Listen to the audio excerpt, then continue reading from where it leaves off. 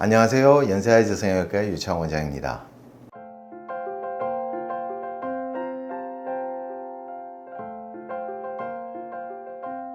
실패했다는 거를 이제 기준을 어디다 두느냐인데, 내가 원하지 않는 일이 했다고 다 실패했다고 표현하는 거 아니고요. 환자들이 와서 이렇게 이야기할 때 저번에 했는 수술이 좀 망했어요, 그런 표현을 하는 경우가 있는데, 그런 분들 대부분이 뭔가 하면 좀 티가 나거나 소위 소세지에 좀 졸린 눈, 너무 큰 쌍꺼풀, 이런 게 조합이 되면 소위 망했다고 표현을 해요. 내가 원했는 쌍꺼풀보다 너무 작아져서 너무 자연스러워져서, 아니면은 나는 좀 더 내측 인라인인데 처음부터 보이는 인라인이 되고 싶었는데 앞트임을 안 하는 바람에 약간 가리는 게 남았어요. 이런 경우에는 망했다는 표현을 안 씁니다. 조금 수술이 부족했다, 난 이걸 조금 더 하고 싶다, 이렇게 표현하고요. 망했다고 표현하는 건 대부분 졸린 눈, 큰 쌍꺼풀, 소세지 뭐 이런 겁니다. 아니면 너무 티가 나게 높게 세게 잡아서 눈 감아도 이렇게 층 탁 지는 이런 눈, 이런 눈을 망했다고 표현하거든요. 그래서 그런 눈에서도 우리가 조건이 되면은 재수술로, 아니면은 문제가 되는 거를 조금 해결할 수가 있는 게 되면은 수술을 해서 좀 좋아지게 할 수가 있죠. 대신에 그 좋아지는 정도가 우리가 원하는 만큼 확 좋아질 수 있는 조건을 가진 사람도 있지만, 그게 안 되는 사람도 간혹 있습니다. 피부가 부족하다든지, 아니면 눈매 교정을 했을 때 약간 눈을 못 감는 게 생길 수 있지 않을지, 그런, 그러니까 눈뜬 여분이 좀 부족하다든지, 아니면은 살 자체가 너무나 두껍고 옛날에 했던 수술 자체가 너무 높게 한 경우에는 또 바꿀 수 있는 한도라는 게 있거든요.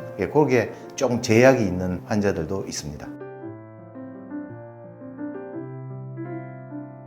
복원이라는 건 했던 거를 다시 되돌리는 거니까, 예를 들어 뭐 쌍꺼풀 크게 했다가 아예 속쌍꺼풀처럼 바꾸거나, 그러니까 내가 여기 있다가 저기 갔는데 다시 이쪽으로 오게 하는 거를 복원이라고 치면, 재건은 조금 다른 의미죠. 문제가 생기는 거를 좀 바꾸는 거죠. 이 사람이 이렇게 수술됐다가 이쪽으로 돌아오는 게 복원이냐 재건이냐 같을 수도 있지만은, 재건은 사실 지금 문제가 있는 걸 좀 바꿔주는 거죠. 재건이냐 복원이냐가 그렇게 중요한 것 같지는 않습니다.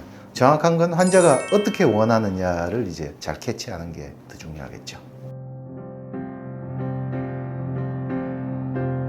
일단 기존 병원을 한번 가보는 게 좋지 않을까요? 요분의 눈 상태가 차트에도 다 기록이 돼 있고, 의사가 모든 환자를 기억을 할 수가 없기 때문에 그 차트에다가 보통 적어 놓습니다. 차트에 적혀 있는 내용, 그리고 처음 수술했던 선생님이 그 내용을 잘 알고 있으니까 거기 가서 먼저 한번 상담을 받아보는 게 일단은 더 도움이 될 것 같아요. 왜냐하면 술자가 수술을 했는데 얼굴축이 휘어서 약간 비대칭이 있고, 요게 조금 나는 더 똑같아져야 되겠다, 근데 그거를 본인이 만족할 만큼 똑같아지지 않는 사람도 있습니다. 그러니까 더 이상 안 건드린 게 좋을 사람도 있는데, 그런 분들이 원래 수술한 선생님하고 상의도 안 하고 그냥 딴 데 가서 덜컥한다고 그럼 똑같아지느냐 하면 그건 아니거든요.